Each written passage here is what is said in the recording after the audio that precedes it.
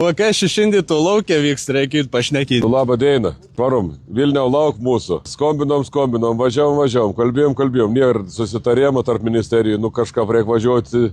Trešėjimo planą darysim Vilniau. Atvežamės rūtų, vežamės mėšlą, gal kaip nors rasam kalbas. Esam Lokiai, Telšių rajone, tai čia, kaip sakant, blinda auga, gyvena ir mokėjęs vietą lyginti. Tai mes panašiai norim pamokinti tos vietą lyginimą Vilniui. Važiuojam į Vilnių ir atvešim mėšlą. Aš tai asmeniškai esu pasidaręs mėšlo trešimo planą Vilniuje.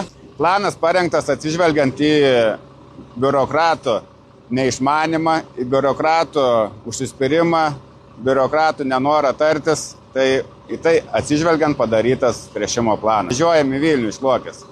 Ir jūs prisijungėt, gegužės 14 dieną bus, žinau, pats darbo įkarštis, bet vis tik reikia išreikšti savo nuomonį ir susitinkam jau Vilnių. Varom.